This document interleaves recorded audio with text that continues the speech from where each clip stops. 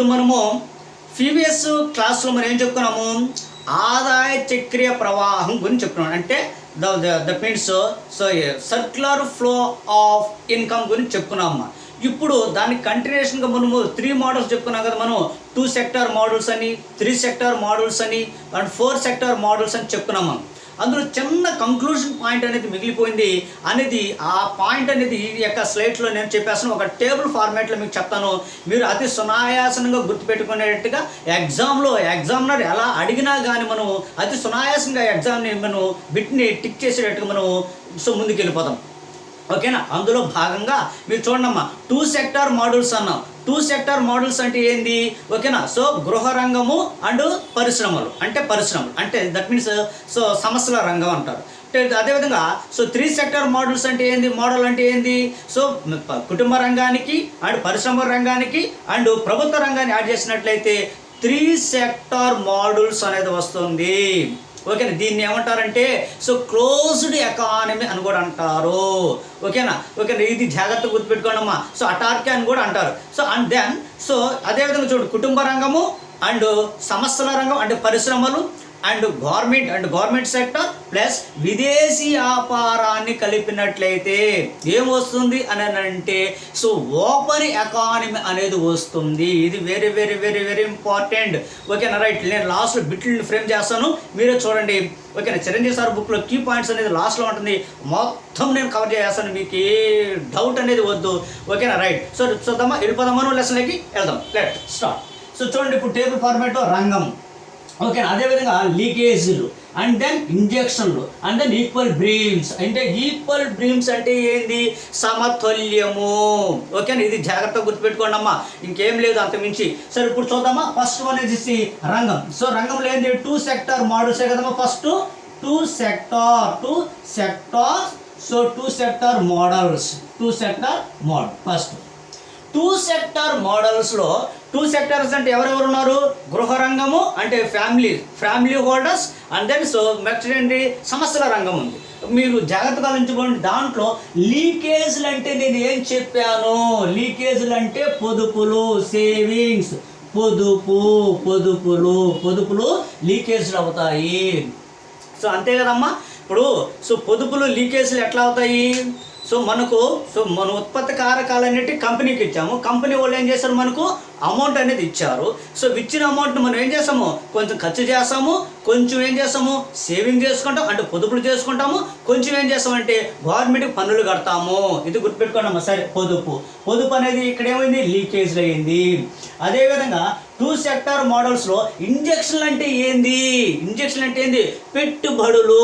అర్థమవుతుందమ్మా? పెట్టుబడులు అంటే ఇన్వెస్ట్మెంట్, పెట్టుబడి. పెట్టుబడి అనేటువంటిది ఏమవుతుంది? ఇంజెక్షన్ అవుతుంది 2 సెక్టార్ మోడల్స్లో. ఓకేనా? రైట్. అదేవిధంగా మీరు చూడమ్మా, 2 సెక్టార్ మోడల్స్లో పొదుపు అండ్ పెట్టుబడులు 2 సమానమైనట్లయితే, నేను ఇంతకుముందు చెప్పాను పొదుపు గ్రేటర్ దాన్ ఇన్వెస్ట్మెంట్. పొదుపు అనేది, సేవింగ్స్ అనేది ఇన్వెస్ట్మెంట్ కానీ ఎక్కువ ఉంటే ఏమవుతుంది? ఆదాయ ప్రవాహం అనేది తగ్గుతుంది అని చెప్పాను నేను మీకు. ఓకేనా? అదేవిధంగా పెట్టుబడులు greater than savings, investment greater than savings కానీ ఎక్కువ ఉంటే ఏమవుతుంది? ఆదాయ ప్రవాహము పెరుగుతుంది. అదేవిధంగా అందుకని నేను లాస్ట్లో చెప్తాను చెప్పేసి ఈ పాయింట్ ఎత్తి పెట్టాను నేను. పొదుపులు అండ్ దాని పెట్టుబడులు 2 ఈక్వల్ అయినట్లయితే దట్ మీన్స్ చెప్తాను చూడమ్మా. Savings is equal investment is equal ఏమవుతుంది? ఈక్వల్ బ్రీమ్. అంతే కదా మనకు వచ్చిన పాయింట్ అక్కడ మనకు చూడండి. 2 ఏమవుతుంది? ఈ 2 ఈక్వల్ అయిపోయినాయి కాబట్టి ఈక్వల్ బ్రీమ్, సమతుల్యం సాధించాయి. ఓకేనా? అది గుర్తుపెట్టుకోండి అమ్మా. కాబట్టి పొదుపు అనేది పెరిగితే ఆదాయ ప్రవాహం తగ్గిపోతుంది, పెట్టుబడులు అనేది పెరిగితే ఆదాయ ప్రవాహం పెరుగుతుంది. ఇది జాగ్రత్త గుర్తుపెట్టుకోండి. Next 3 sector models. 3 సెక్టార్ మోడల్స్లో ఏంటి? 3 సెక్టార్ మోడల్స్లో 3 సెక్టార్ మోడల్స్ అంటే ఏంది? కుటుంబ రంగము అండ్ పరిశ్రమలు అంటే గవర్నమెంట్ కలిపితే మనం 3 సెక్టార్ మోడల్స్ అంటాము. ఇందులో ఓకేనా? లీకేజ్లు అంటే ఏంది? పొదుపులు. పొదుపు ప్లస్ చూడమ్మా లీకేజ్లు ఏమవుతుంది, పన్నులు అనేటువంటివి లీకేజ్లు, పన్నులు. ప్రీవియస్ స్లైడ్ చూడకుండా ఇది ఈ డయాగ్రామ్ చూస్తే, ఈ టేబుల్ చూస్తే మీకు ఏం అర్థం కాదు, చూడండి దాన్ని కూడా. సరే రైట్. ఇప్పుడు పన్నులు అనేటువంటివి లీకేజ్లు అయినాయి. ఎందుకంటే గృహరంగము వచ్చిన ఆదాయంలో కొంచెం ఆదాయము పన్ను రూపాయలు గవర్నమెంట్ పే చేస్తుంది. కంపెనీలకు వచ్చినటువంటి ఆదాయంలో కొంచెం కార్పొరేట్ పన్నులు అని చెప్పేసి వాళ్ళు పే చేస్తారు. కాబట్టి లీకేజ్లే. అదే ఉంటే సో కంపెనీల దగ్గర అదే అమౌంట్ కార్పొరేట్ పన్ను కట్టకుండా ఉంటావు. సపోజ్ కార్పొరేట్ పన్ను ఈ సంవత్సరంలో సో 100 కోట్లు కట్టాలి. అదే 100 కోట్లు కట్టకుండా ఉంటే వాళ్ళు ఏం చేస్తారు, సో ఉత్పత్తుల మీద పెడతారు, ప్రొడక్షన్ పెరుగుతుంది. ఆ ప్రొడక్షన్ మళ్ళీ సో ప్రజల్లోకి వస్తారు, ప్రజల్లో కొంటారు, ప్రజలు మళ్ళీ ఆదాయం వస్తుంది. అంటే ఆదాయ ప్రవాహం పెరుగుతుంది వాటికి. ఓకేనా. కాబట్టి ఇక్కడ సో పన్నులు అనేటువంటివి లీకేజ్లు అయినాయి. ఇది జాగ్రత్త గుర్తుపెట్టుకున్నామా. ఇక్కడ ఏంటి, సో అదే 3 సెక్టార్ మోడల్స్లో ఇంజెక్షన్ అంటే ఏంటి, ఇంజెక్షన్ అంటే ఏంటి చూడమ్మా. సో చూడండి ఇక్కడ వ్యయం, ప్రభుత్వ వ్యయం అనేటువంటివి సో ఏమవుతుంది, ఇంజెక్షన్ అవుతాయి. ప్రభుత్వ వ్యయము అండ్ సో పెట్టుబడులు కూడా కలిసిపోయినాయి కదమ్మా. ఇక్కడ పెట్టుబడి 3 సెక్టార్ మోడల్స్, ఇది ప్లస్ ఇది, కాబట్టి 3 సెక్టార్ మోడల్స్ అని వస్తుంది. వ్యయం ఎక్స్పెన్సెస్. ఓకే. సో కాబట్టి ఇంజెక్షన్ అవుతాయి. కాబట్టి మీరు జాగ్రత్త పడమా. అదేవిధంగా ఇక్కడ ఈక్వల్ బ్రీమ్ అవ్వాలంటే ఏమవ్వాలి, సో ఏమవ్వాలి జాగ్రత్త గుర్తుపెట్టుకోండి. సో పన్నులు పొదుపులు ఈజ్ ఈక్వల్ సో వ్యయం అండ్ సో పెట్టుబడి, ఇన్వెస్ట్మెంట్ అంటే that means expenses and investment. ఇది జాగ్రత్తగా చూడండి. సో చూడండి, సో పన్నులు సేవింగ్స్, పొదుపు అండ్ పన్నులు ట్యాక్స్ ఈజ్ ఈక్వల్ సో వ్యయం expense, investment and expenses. So కాబట్టి ఇది జాగ్రత్త అమ్మ. సో ఇది 3 సెక్టార్ మోడల్స్. ఇది అదేవిధంగా 4 సెక్టార్ మోడల్స్.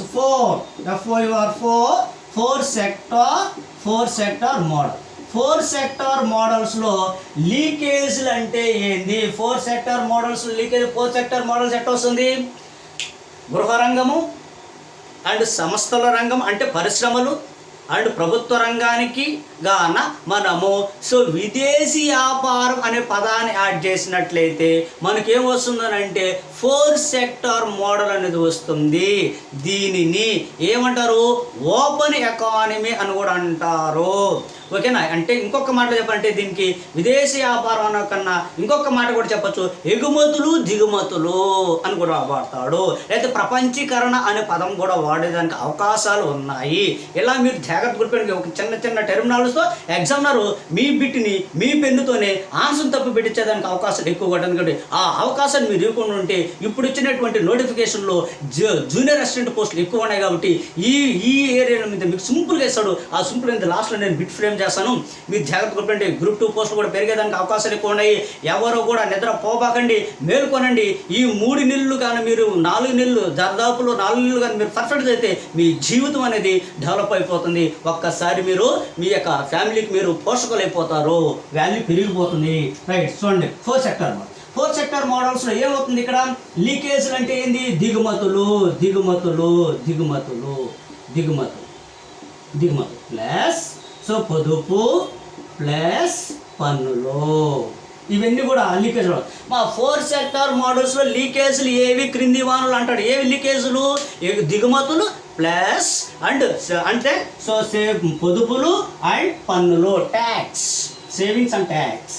ఓకే. అదేవిధంగా సో 4 సెక్టార్ మోడల్స్లో ఇంజెక్షన్ అంటే ఏంది, ఇంజెక్షన్ అంటే ప్రోత్సాహం, అంటే పరిశ్రమలకి ప్రోత్సాహం కల్పించడము, ఉత్పత్తిని పెంచేదాని కోసం దాన్ని ఇంజెక్షన్ అంటే. ఇంజెక్షన్ అంటే మళ్ళీ మీరు కోషీల్డ్, కోయాక్సిన్ సో అవి అనుకోకుండా ఆ ఇంజెక్షన్ కాదు, ఇదేంటంటే ప్రోత్సాహము. సరే. కాబట్టి జాగ్రత్త గుర్తుపెట్టుకోండమ్మా. ఇక్కడ ఏమన్నాడు, సో ఇక్కడ సో ఇంజక్షన్లు ఏంటి, దిగుమతులు. కాబట్టి సో సారీ ఎగుమతులు. సో కాబట్టి ఎగుమతులు సో ప్లస్ ఏందమ్మా చూడండి, పెట్టుబడులు అండ్ ప్లస్ సో వ్యయం. ఇవన్నీ కూడా ఏమవుతాయి, ఇంజక్షన్లు అవుతాయి. 4 సెక్టార్ మోడల్స్లో ఇంజక్షన్లు అంటే ఏంటంటే ఈ 3 ఉంటాయి, లేదంటే ఒకటే ఉంటుంది ఆన్సర్లో. ఇది జాగ్రత్తగా గుర్తుపెట్టుకోండి. ఇప్పుడు ఈ యొక్క సో లీకేజ్లు ఇంజక్షన్లు ఈక్వల్ బ్రీమ్ సాధించాలంటే ఏం చేయాలి, ఇవి 2 ఏమవ్వాలమ్మా, ఈక్వల్ అవ్వాలి. తీయండి ఇప్పుడు. So inputs plus savings plus so and tax tax is equal so exports plus so and say investment plus ఓకేనా expenditures వచ్చేసిందా వచ్చేసింది. ఇట్లా అమ్మా ఇట్లా అడతాడు ఎగ్జామినర్. సో 3 సెక్టార్ మోడల్స్ అంటే ఏంది, 4 సెక్టార్ మోడల్స్ అంటే ఏంది, 2 సెక్టార్ మోడల్స్ అని చెప్పేసి అడుగుతూ ఉంటాడు. మీరేం కంగారు పడబాకండి. ఇప్పుడు చూడండి మనకు సో ఎగుమతులు ఇంజెక్షన్ ఎట్ట అవుతాయి, దిగుమతులు లీకేజీలు ఎట్ట అవుతాయి. ఇప్పుడు మనం చూడమ్మా ఎగుమతులు అన్నాం. మన దేశంలో మన దేశీయుడు లేదా విదేశీయులు తయారు చేసిన వస్తువులు వివిధ దేశాలకు ఎగుమతి చేయగా విదేశ మార్గ ద్రవ్యాన్ని ఆర్జిస్తాం. అంటే విదేశాల నుంచి మనం రిసిప్ట్లు పొందుతాం. కాబట్టి మన దేశానికి అది సో ఆదాయమే కదా. అది అలా వచ్చినప్పుడు విదేశాల నుంచి ఆదాయం వచ్చినప్పుడు మనం ఏం చేస్తాము, ఇంకో కంపెనీ పెడతాం. ఇంకో కంపెనీ పెట్టి మళ్ళీ ఏం చేస్తాము, సో ఉత్పత్తులు పెడతాం. ఉత్పత్తులు పెట్టి మళ్ళీ ఏం చేస్తాం, మనం ఎక్స్పోర్ట్ చేస్తాం. వివిధ దేశాలకి ఎక్స్పోర్ట్ చేస్తాము. మళ్ళీ విదేశీ మార్గ ద్రవ్యం అనేది వస్తుంది మనకు. ఓకే, కాబట్టి అప్పుడు మనం మన భారతదేశం ఆర్థిక శక్తిని కలిగి ఉంటుంది, ఆర్థిక పరిపుష్టతను కలిగి ఉంటుందని చెప్తాం. కాబట్టి అదేమైంది, ఇంజెక్షన్ అయ్యింది. ఇది జాగ్రత్త గుర్తుపెట్టు. లీకేజ్లు అంటే ఏంది, సో మన భారతదేశము వివిధ దేశాల నుంచి సో మనము సో వివిధ వస్తువులు దిగుమతి చేసుకోగా వాటికి దిగుమతి చేసుకున్న వస్తువులకు మనం పేమెంట్ చెల్లించాలి. వాళ్ళకి మనం చెల్లించాలి కదా. ఇప్పుడు ఏంది, ఇది నష్టం కదా, మనకు నష్టం. కాబట్టి దీనివల్ల ఇది ఏమవుతుంది, మనకు లీకేజ్లో అవుతుంది, ఉన్న అమౌంట్ వెళ్ళిపోతుంది వాళ్ళకి. ఓకే, కాబట్టి ఇదే కదమ్మా జరిగింది. బ్రిటిష్ వాడు మన భారతదేశం పరిపాలించిన నాటికి సో బ్రిటిష్ వాడు ఎంటర్ అవ్వ నాటికి ఫ్రెంచ్ వాడు, డచ్ వాడు, డేన్స్ వాడు వీళ్ళందరూ కూడా రానాటికి ప్రధాన కారణం ఏంటంటే అదే కదా, విదేశీ వ్యాపారమే కదా. కాబట్టి ఇది జాగ్రత్తగా గుర్తుపెట్టుకోండి. ఓకేనా, రైట్. సో కాబట్టి సో ఇక్కడ ఈ టేబుల్ ఫార్మేషన్ అనేటువంటిది మీకు నేను చక్కగా చెప్పాను చెప్పేసి నేను అనుకుంటున్నాను. మీరు నేర్చుకుంటే ఓకే, లేకపోతే అవును. సో కాబట్టి 2 సెక్టర్ మోడల్లో లీకేజ్ అనగా అంటాడు పొదుపు, 2 సెక్టర్ మోడల్స్లో సో ఇంజెక్షన్ అనగా అంటాడు ఏందమ్మా పెట్టుబడులు. ఒక బిట్ ఫార్మేట్ 2 సెక్టార్ మోడల్స్లో లీకేజ్లు ఏవి క్రింది వానులు అంటాడు. లీకేజ్లు ఏవి పొదుపు. అదేవిధంగా 2 సెక్టార్ మోడల్స్లో ఇంజెక్షన్ ఏవి పెట్టుబడులు. ఓకేనా, అర్థమైందా. అదేవిధంగా 3 సెక్టార్ మోడల్స్లో లీకేజ్లు ఏవి పొదుపులు అండ్ పన్నులే కదా. 2 సెక్టార్ మోడల్ మెయిన్ ఏది పన్నులు, లీకేజ్. సో పన్నులు ప్లస్ పొదుపులు కలిపితే 2 సెక్టార్ మోడల్స్లో లీకేజ్ అవుతాయి.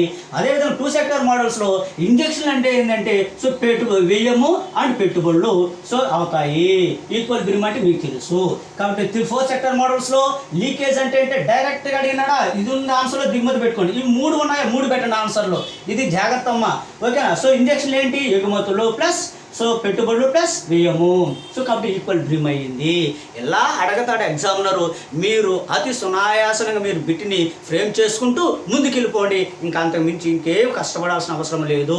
చూసారా, ఈ టేబుల్ ఫార్మేషన్ కానీ మీరు చక్కగా కానీ మీరు సో ఫ్రేమ్ చేసుకున్నట్లయితే ప్రాక్టికల్గా చదవండి. బై హార్ట్ చేస్తే మాత్రం ఎకానమీలో దెబ్బతింటారు. రేపు బిట్లు మీకు ఇండైరెక్ట్గా ఇస్తాడు.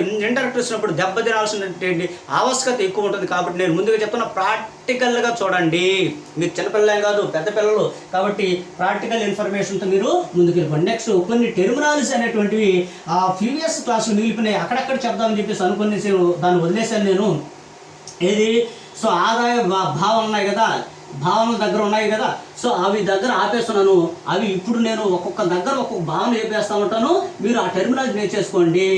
ఎప్పుడు ఆ 3-4 టెర్మినాలజీ మీద మనకు ఒక బిట్ అనేది ఉంది. అందుకే మీకు అక్కడక్కడ నేర్పించేస్తాను చెప్పేసి వాటి వదిలిపెట్టాను. అయినా కానీ ఇప్పుడు మీరు వాటిని చూడండి. సరే, ఓకే, ఇది జాగ్రత్తగా చూడండి, అబ్జర్వేషన్ చేయండి. సో మీరు సో అతి సునాయాసం గుర్తుపెట్టుకోవాల్సిన మరొక అంశం తలసరి ఆదాయము. తలసరి ఆదాయం, పర్ క్యాపిటల్ ఇన్కమ్. తలసరి ఆదాయం చూడండమ్మా. తలసరి ఆదాయం వెరీ ఇంపార్టెంట్. ఇప్పుడు జూనియర్ అసిస్టెంట్ పోస్టులు ఎక్కువ ఉన్నాయి. జూనియర్ అసిస్టెంట్ పోస్టుల్లో బేసిక్ పాయింట్ల మీదే ఎక్కువ క్వశ్చన్ ఎగ్జామినర్ రేట్ చేసేదానికి అవకాశాలు ఉంటాయి. ఇవి జాగ్రత్తగా గుర్తుపెట్టుకోండి. సో చూడండి, ఇప్పుడు చూద్దామా. తలసరి ఆదాయం అంటే ఏంది, per capital income. English medium వాళ్ళది. సో పర్ క్యాపిటల్ ఇన్కమ్ అంటే ఏంటి, జాగ్రత్తగా మీరు ఆలోచించండి. పర్ హెడ్ కలిగిన ఆదాయాన్ని తలసరి ఆదాయం అంటారు. ఒక వ్యక్తి కలిగిన ఆదాయాన్ని తలసరి, సింపుల్ తీసేయండి. లేదా దాని ఈక్వేషన్ అడిగినాడు. సో తలసరి ఆదాయం ఎట్లా వస్తుందంటే సో జాతీయ ఆదాయం బై దేశ జనాభా, అంతే, ఇంకేం అవసరం లేదు. తలసరి ఆదాయం ఎట్లా వస్తుందమ్మా. సో జాతీయ ఆదాయం బై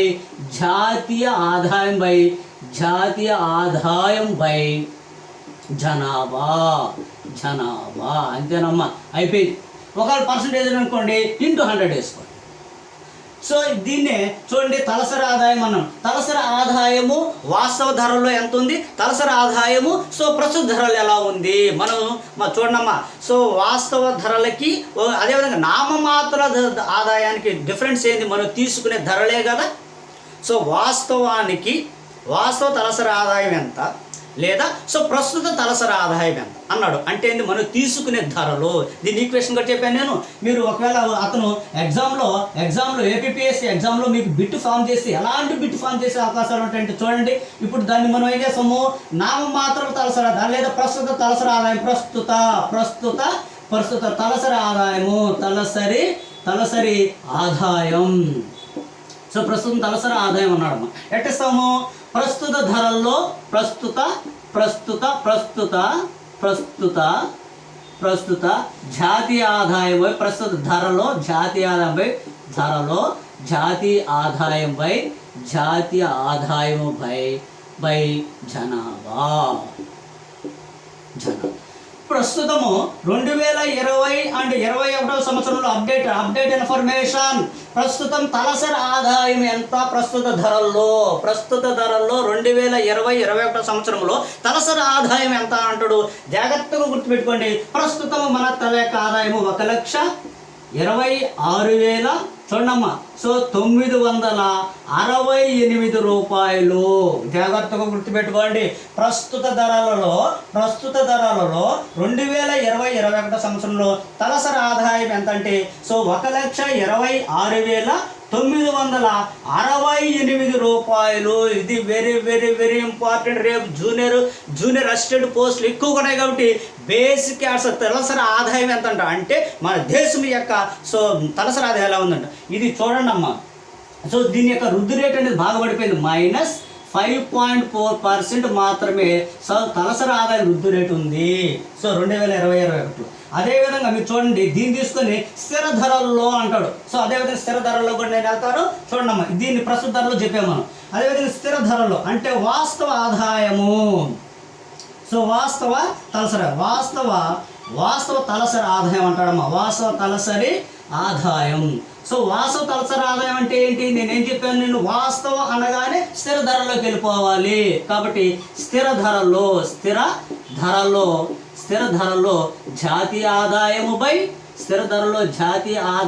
బై ఆదాయం బై జనాభా వచ్చేసిందా, రైట్. తీసింది. స్థిర ధరల్లో తలసరి ఆదాయం ఎంత ఉంది. సో చూడండి అమ్మా, స్థిర ధరలు అంటే 2011-12 సంవత్సరం స్థిర ధరలు అంటే వెరీ వెరీ ఇంపార్టెంట్. ఈ పాయింట్ ఈ డేట్ అనేది వచ్చినా ఆశ్చర్యపోవలేదు. లేదా అంటే 2017-18 సంవత్సరం కూడా పెట్టుంటాడు. ఇది ఆన్సర్లో లేకపోతే ఏది పెట్టుండొచ్చు అంటే 2017-18. ఎందుకంటే ఆల్రెడీ కమిటీ చేస్తున్నారు, కమిటీ రిపోర్ట్ ఇంకా రాలేదు. వస్తే మీకు అది బిట్ అయి కూర్చుంటుంది. నేను చెప్తున్నాను ఎలా మీరు చదువుకోపోండి. జాతీయ ఆదాయం మీద SI constable and then group 2 and junior assistant అభ్యర్థులు అయితే గ్రూప్ 4 ఎగ్జామ్ రాసేటప్పుడు అభ్యర్థులు అయితే ఇవన్నీ మీకు బేసిక్ బిట్లకి మీకు స్పందిస్తాడు. డెప్త్ బిట్లు అయితే వేరే విధంగా ఉంటుంది. అది ఆల్రెడీ డెప్త్ బిట్లు అన్నిటిని మీకు గ్రూప్ 2 వాళ్ళకి చెప్పేస్తున్నాను. ఇది జాగ్రత్త ఉంటుంది. గ్రూప్ 2 గ్రూప్ 4 ఏది వచ్చినా కానీ ఎగ్జామ్లో మనం సీరియస్నెస్ తీసుకోవడం మన యొక్క బాధ్యత. చూడండి, సో 2011-12 సంవత్సరంలో స్థిర ధరలో తలసరి ఆదాయం ఎంత, దీన్ని చూడండి, దీన్ని తిప్పుకోటండి. సో 86,000 చూడండి, 86,000 చూసారమ్మా. ఎంతమ్మా, 86,000 మన యొక్క ఆదాయం, తలసరి ఆదాయం ఎంత ఉంది. సో 86,000 జాగ్రత్తగా ఆలోచించండి అమ్మా మన టేబుల్లో. సో చూడండి, సో మన యొక్క తలసరి ఆదాయం ఎంత అన్నాడు, దీన్ని తీసుకోండి. సో 86,000 చూడండి, 456 రూపాయలు ఉన్నది. స్థిర ధరల్లో మన యొక్క తలసరి ఆదాయం ఎంత ఉందంటే ఎంత ఉందమ్మా. సో 86,456 రూపాయలు ఉన్నాయి. చూడండి, దీంట్లోంచి డ్రా చేసుకోండి బిట్కి ఆన్సర్. సో ఇది ఇంత కష్టపడి నేర్చుకున్నది మీరు. 1,26,968 రూపాయలు మన తలసరి ఆదాయం. మీరు రేపు నీ ఆదాయం ఎంత అంటే ఎగ్జామ్ అయిపోయేంత వరకు నీ ఆదాయం ఎంత అంటే నువ్వు బ్యాచిలర్ ఇప్పుడు నీ ఆదాయం అంటే 1,26,000 ఓకేనా. సో ఎంత, 968 రూపాయలు. స్థిర ధరలు అంటే చూడమ్మా 8. సో దీన్ని తిప్పించుకోండి, 86, 4, 5, 6 ఇట్లా చదువుకోబండి. సో మీరు ఎందుకంటే ఈ నెంబర్ అమ్మా, డిజిట్ అమ్మా, ఆడుకుంటాడు. అందుకని నేను ఈ విధంగా చెప్తున్నాను. ఇది ఎంత వృద్ధి రేటు సాధించిందంటే -8.9%, -8.9%. ఇది అడగతాడు. ఎన్ని టేబుల్ ఫార్మేషన్లో నేను చెప్తాను. ఇప్పుడు వచ్చింది కాబట్టి, ఫ్లో వచ్చింది కాబట్టి నేను చెప్తాను. ఇది నేర్చుకోబోండి. ఎలాంటి 10 పాయింట్లు నేర్చుకోబోండి. ఒక బిట్ వస్తుంది. అలాంటి బిట్స్ మనకు కావాలే కానీ చెత్త చెదారము మనకు అవసరము లేదు. ఇది నేను గ్రూప్ 2 అభ్యర్థులకు చెప్పదలుచుకున్నటువంటి నగ్న సత్యం. ఓకేనా, రైట్. అదేవిధంగా తలసరి ఆదాయం గురించి మనం చెప్పుకున్నాము. అండ్ దెన్ మరొక అంశం ఏంటంటే తలసరి ఆదాయం వృద్ధి రేటు గురించి మనం డిస్కషన్ చేసుకోవాలి. ఏమో ఈ పాయింట్ రేట్ చేసి ఏం చేయాలి సార్? అన్నీ చెప్పారు సార్, మీరు మంచి బుక్ నుంచి తీసుకున్న ప్రామాణిక బుక్ని తీసుకున్నారు, కానీ ఇది చెప్పలేదు సార్ అని అంటే నేనేం చేశాను. కాబట్టి చూడమ్మా, తలసరి ఆదాయం వృద్ధి రేటు, తలసరి ఆదాయం వృద్ధి రేటు, వృద్ధి రేటు, తలసరి ఆదాయం వృద్ధి రేటు. ఎట్లా వస్తుంది తలసరి ఆదాయం వృద్ధి రేటు? చూడండి. తలసరి ఆదాయం వృద్ధి రేటు వస్తుంది జాతీయ ఆదాయం వృద్ధి రేటులోంచి జనాభా వృద్ధి రేటును కానీ తీసివేసినట్లయితే తలసరి ఆదాయం వృద్ధి రేటు అనేది వస్తుంది. అర్థమవుతుంది నేను చెప్పే. దేని వృద్ధి రేట్లను తీసేయాలి? జాతీయ ఆదాయం వృద్ధి రేటులోంచి జనాభా వృద్ధి రేటును తీసివేసినట్లయితే మనకేమొస్తుందంటే తలసరి ఆదాయం వృద్ధి రేటు అనేది వస్తుంది. చూడండమ్మా, జాతీయ ఆదాయం తలసరి ఆదాయం ఎట్లా వస్తుంది? తలసరి ఆదాయం వృద్ధి రేటు. వృద్ధి రేటు ఎలా వస్తుంది? వృద్ధి రేటు చూడండి. ఈజ్ ఈక్వల్ చూడండి ఏంది? జాతీయ ఆదాయం వృద్ధి రేటు మైనస్ జనాభా వృద్ధి రేటు, జనాభా వృద్ధి రేటు తీసేస్తే మనకి ఏమొస్తుంది? వృద్ధి రేటు చూస్తే తీసేస్తే ఏమొస్తుంది మనకు? ఓకేనా, తలసరి ఆదాయం వస్తుంది. జాతీయ ఆదాయము మనకు 10 రూపాయలు అనుకుంటే 10 అనుకుంటే జనాభా వచ్చేసి 5% వృద్ధి రేట్ అయినది. జాతీయ ఆదాయం 10 వృద్ధి రేట్ అయిందంటే జనాభా వృద్ధి రేట్ అంటే ఎంతమ్మా? 5 వచ్చేసి వృద్ధి రేటు 5%. ఇలా మీకు సింపుల్గా తలసరి ఆదాయం వృద్ధి రేటు అనేది మీకు వచ్చేస్తుంది. ఇది మీరు జాగ్రత్తగా గుర్తుపెట్టుకోవాల్సినటువంటి మరొక ముఖ్యమైనటువంటి అంశం. కాబట్టి మరొక టెర్మినాలజీ ఉంది ఇందులో భాగంగా. దాన్ని కూడా మనము పూర్తి చేసేసుకునేస్తే మనకు ఫినిష్ అయిపోతుంది. ఉన్నాయి. అక్కడక్కడ నేను కవర్ చేస్తానని చెప్పేసి అక్కడ వదిలేను నేను, కానీ అప్పుడప్పుడు కవర్ చేస్తాను. ఇప్పుడు కవర్ చేస్తున్నానమ్మా. Okay, right. ఇప్పుడు అదేవిధంగా చూడండి, మీరు జాగ్రత్తగా గుర్తుపెట్టుకున్నట్లయితే బదిలీ చెల్లింపులు మరొక ఏంటంటే టెర్మినాలజీ వెరీ వెరీ ఇంపార్టెంట్ అమ్మా. బదిలీ చెల్లింపులు. బదిలీ చెల్లింపులు అమ్మా, ఏదైనా మిస్ అయినా కానీ ఆ మిస్ అయిన కంటెంట్ నెక్స్ట్ టాపిక్లో ఉంటుందని చెప్పి నేను ఇక్కడ వదిలేస్తాను. వదిలేసిన తర్వాత నేను అక్కడ కవర్ చేస్తాను. కాబట్టి మొత్తం మీద ఎక్కడ ఏ పాయింట్ మిస్ అవ్వదు. ఎందుకంటే ఇక్కడ నేను తలసరి ఆదాయం అన్నాను, అక్కడ టేబుల్లో కూడా మళ్ళీ తలసరి ఆదాయం చెప్పాలి. కాబట్టి డబుల్ ఎంట్రీ అయిపోతుంది. మనం చెప్పినప్పుడు జాతీయ ఆదాయం కొలిసేటప్పుడు ఒక వస్తువును 2 సార్లు క్యాలిక్యులేట్ చేస్తే ఏమవుతుంది? జాతీయ ఆదాయం డబుల్ అయిపోతుంది. అట్లా అన్నమాట. Okay, right. కాబట్టి బదిలీ చెల్లింపులు అనే పదాన్ని మీకు చాలాసార్లు వాడున్నాను నేను. బదిలీ చెల్లింపులు అంటే ఏంది? వ్యక్తులు ఎలాంటి ఉత్పత్తి కార్యకలాపాల్లో పాల్గొనకుండా కొంత అమౌంట్ అనేది సంపాదించడం జరుగుతుంది. దాన్ని బదిలీ చెల్లింపులు అంటారు. ఓకే, నేను జాగ్రత్త గుర్తుపెట్టుకున్నాను. ఫర్ ఎగ్జాంపుల్, వృద్ధాప్య పింఛన్. వృద్ధులు ఎలాంటి ఉత్పత్తి కార్యకలాపాల్లో పాల్గొంటున్నారా? ఏ పరిశ్రమలకైనా వెళ్తున్నారా, లేకపోతే ఏమైనా పనైనా చేస్తున్నారా? లేదు. కానీ వాళ్ళకి నెల పెట్టగానే మనకు గడప వద్దకే పెన్షన్ అనేది వెళ్ళిపోతుందా లేదమ్మా? 1వ తారీఖు వెళ్ళిపోతుంది. 2250 రూపాయలు వెళ్ళిపోతుంది వాళ్ళకి. అదేవిధంగా రేపు జనవరి నుంచి అంటే 2022 జనవరి నుంచి కూడా 2500 రూపాయలు వాళ్ళకి వెళ్ళిపోతుంది. చూసారా వాళ్ళు ఏ కష్టమైన పడుతున్నారా? లేదు. అదేవిధంగా ఉద్యోగులు రిటైర్డ్ పెన్షన్స్. ఉద్యోగులు రిటైర్డ్ అయిపోయిన తర్వాత వాళ్ళు పెన్షన్ ఇస్తారు ప్రభుత్వం. వాళ్ళు అంతకుముందు అయితే ఓకే వర్క్ చేస్తున్నారు. ఇప్పుడు ఏ వర్క్ చేస్తున్నారు? ఏ వర్క్ చేయడం లేదు కదా. కాబట్టి ఇది మీరు జాగ్రత్తగా గుర్తుపెట్టుకోవాల్సినటువంటి అంశం. ఇది మీరు క్లియర్గా గుర్తుపెట్టుకోండి. అదేవిధంగా స్టూడెంట్స్కి స్కాలర్షిప్లు ఇస్తాము. మనం స్టూడెంట్కి స్కాలర్షిప్లు ఇస్తాము, అది కూడా బదిలీ చెల్లింపుల కిందకి వస్తుంది. గిఫ్ట్లు ఇస్తారు, గిఫ్ట్లు కూడా బదిలీ చెల్లింపులకు వస్తుంది. అదేవిధంగా ఇలాంటివన్నీ కూడా మనం బదిలీ చెల్లింపుల కిందకే వస్తాయి. క్రింది వాన్లో బదిలీ చెల్లింపుల కింద వచ్చేటువంటి అంశం ఏది అని అంటాడు ఎగ్జామినరు. వృద్ధాప్య పింఛను, ఓకేనా. అదేవిధంగా నిరుద్యోగ భృతి, ఓకేనా. అండ్ దెన్ సో మరొక అంశం ఏంటంటే సో ఉద్యోగుల యొక్క పెన్షన్స్, ఓకేనా. అదేవిధంగా గిఫ్ట్లు, ఓకేనా. సో అండ్ దెన్ సో తల్లిదండ్రులు విద్యార్థులకు ఇచ్చేటువంటి పాకెట్ మనీ, ఇవన్నీ కూడా బదిలీ చెల్లింపుల కిందకే వస్తాయి, ఓకేనా. ఇలా మీరు సబ్జెక్ట్ని సో తీసుకుంటే వెళ్ళిపోయినట్లయితే ఎగ్జామినర్ ఎలా బిట్ స్పందించినా కానీ మీరు అతి సునాయాసంగా బిట్కి మీరు ఆన్సర్ చేసేటువంటి అవకాశాలు ఎక్కువగా ఉంటుంది. కాబట్టి ఇది వెరీ వెరీ వెరీ ఇంపార్టెంట్, ఓకేనా. Right. Next so transfer payment అమ్మా, ఇంగ్లీష్ మీడియం వాళ్ళు అయితే ట్రాన్స్ఫర్ పేమెంట్స్ అంట. సో నెక్స్ట్ మరొక అంశం ఏంటంటే సో డిస్పోజబుల్ ఇన్కమ్, వ్యయరహిత వెస్టి ఆదాయము, వ్యయరహిత ఆదాయము. So disposable so personal income, వ్యయరహిత ఆదాయం అంటే ఏంది? ఒక వ్యక్తికి వచ్చిన ఆదాయంను మొత్తం ఖర్చు చేస్తాడా చేయడు. ఇప్పుడు సపోజ్ నాకు 50,000 రూపాయలు వచ్చిందమ్మా జీతము. సో నేను 50,000 రూపాయలు వేయం చేస్తానా? వేయమంటే ఏంది? ఖర్చు, ఎక్స్పెన్సెస్. ఏం చేస్తాను? Provisionals, so and then bike oil, and then ఇంకొక దానికి మరో ఎక్స్పెన్సెస్ చేయను. ఏం చేయాలి? సో వచ్చిన 50,000 నుంచి పన్నులు కట్టాలి నేను. సో ట్యాక్స్ కట్టాలి, ట్యాక్స్ పే చేయాలి. అదేవిధంగా ప్రభుత్వంకి కొన్ని నేను అప్పుడప్పుడు కొన్ని అంటే మున్సిపాలిటీ వాళ్ళకి చెత్త పన్ను అవి ఇవి కొన్ని సో ఇవ్వాలి, ఇవి చెల్లించాలి. అదేవిధంగా పిఎఫ్లు చెల్లించాలి, పిఎఫ్లు కట్టాలి, ట్యాక్స్ పే చేయాలి.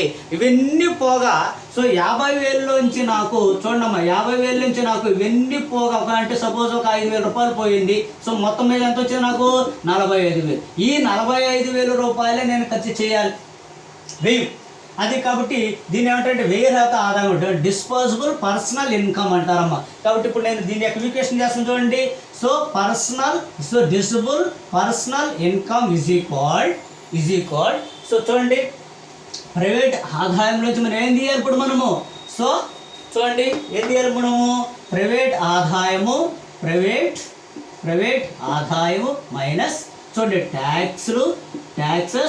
ట్యాక్స్ తీయాలి, మైనస్ పిఎఫ్లు, ఓకేనా. And then government other miscellaneous తీసేస్తే నాకేమవుతుంది? వ్యయరహిత ఆదాయం అనేది వస్తుంది, ఓకేనా. రైట్. సో కాబట్టి మిగిలిన ఆదాయం నుంచి నేను మళ్ళీ ఇంకొకటి చేస్తాను. సో నాకు 45,000 రూపాయలు వచ్చింది కదమ్మా, ఆ 45,000 రూపాయలు 5,000 రూపాయలు పొదుపు కూడా చేస్తాను. ఎందుకంటే 45,000 వచ్చింది కదా, 45,000 రూపాయలు ఖర్చు పెట్టాను, కొంచెం పొదుపు కూడా చేస్తాను నేను. కాబట్టి దీనికి మరొక విధంగా ఏంటంటే సో వ్యయము అండ్